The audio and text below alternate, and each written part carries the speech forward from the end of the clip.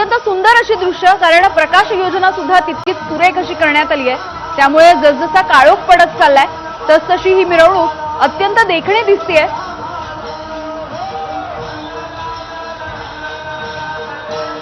त्यामुळे डीजे आणि डॉल्बी अशा सगळ्या गोष्टींना फाटा देत आता नागपूरमध्ये अत्यंत पारंपरिक पद्धतीनं टाळ मृदुंगाचा गजर करत वारकऱ्यांच्या वेशामध्ये आणि ही मिरवणूक निघालेली बघायला मिळते। लाडक्या बाप्पाला निरोप दिला जातोय। अत्यंत भक्तिमय वातावरण नागपूरमधलं सुद्धा, ज्या पद्धतीने आपण अगदी सकाळपासून बघतोय, मुंबई पुण्यासारखी जी गजबजलेली शहरं आहेत आणि इथले मानाचे गणपती किंवा मुंबईचे राजे जसं आपण पाहत होतो, तसंच नागपूरमध्ये सुद्धा गणेशोत्सवाचं हे खास वैशिष्ट्य आहे। काही गणपती बाप्पा हे वर्षानुवर्ष या ठिकाणी त्यांची प्रतिष्ठापना केली जाते आणि याच गणपती बाप्पांची ही सुबक, आगळी वेगळी आणि देखणी अशी मिरवणूक आपण पाहतो आहोत।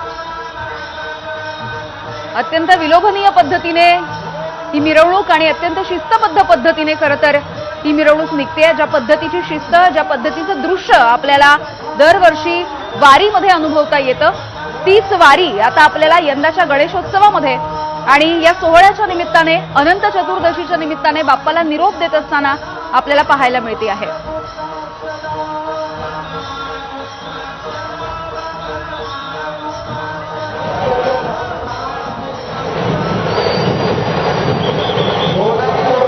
तर मुंबई आणि नागपूरच्या नंतर आपण थेट पुण्यामध्ये जाऊयात। पुण्यामध्ये आपल्याला माहिती आहे की मानाच्या पाचही गणपती बाप्पांचं विसर्जन झालेलं आहे। दुसरीकडे अजूनही खूप सारी अशी मंडळं आहेत ज्यांच्या सार्वजनिक गणपती बाप्पांचं विसर्जन बाकी आहे। 4 वाजता दगडूशेठचा बाप्पा मिरवणुकीसाठी मार्गस्थ झालाय आणि त्याच्या मिरवणुकीला सुद्धा आता 3 तास होत आलेले आहेत। त्यामुळे मोठ्या प्रमाणावरती पुणेकरांची ही मोठी गर्दी आपण पाहतोय।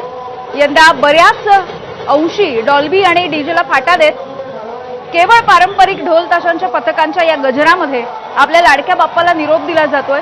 हीच पथकं ज्यावेळेला गणपती बाप्पाचं आगमन होत असतं तेव्हा सुद्धा आपल्याला दिसतात आणि आज गणपती बाप्पाचा विसर्जनाचा दिवस आहे। या दिवशी सुद्धा लाडक्या बाप्पाला निरोप देण्यासाठी इतकीच गजबज ही पुण्यामध्ये सुद्धा आपण पाहतोय। केवळ पुणेकर नाही किंवा मुंबईमध्ये पण केवळ मुंबईकर नाही, तर देशभरामधून हा सगळा गणेशोत्सवाचा सोहळा अनुभवण्यासाठी, बघण्यासाठी, आपल्या कॅमेरामध्ये कैद करून घेण्यासाठी आणि वर्षभरामध्ये ही सगळी ऊर्जा आपल्या तनामनामध्ये साठवून घेण्यासाठी प्रत्येक जण या ठिकाणी येत असतो। आणि पुण्यामधली ही थेट दृश्य आपण बघतोय।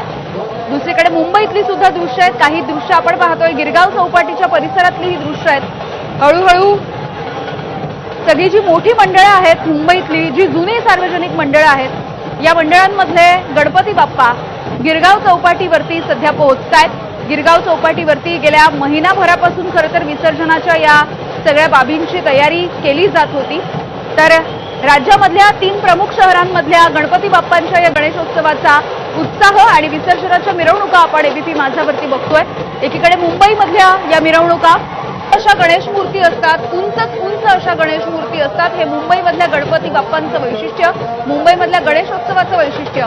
दुसरीकडे पुण्यामधली दृश्य आपण जिथे बघतोय, पारंपरिक पद्धतीनं ढोल ताशांच्या गजरामध्ये गणपती बाप्पाला निरोप दिला जातो।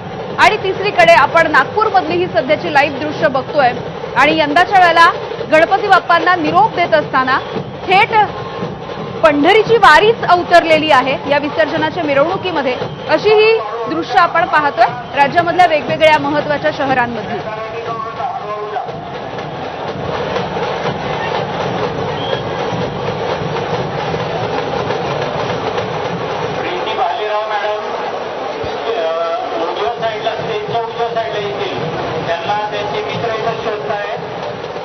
तर पुण्यामधली ही दृश्य आपण पाहतो आहोत। अजूनही अनेक गणपतींचं विसर्जन बाकी आहे, मात्र जे मानाचे गणपती होते त्यांचं विसर्जन पार पडलेलं आहे, त्यांची ही दृश्य आता आपण बघूयात।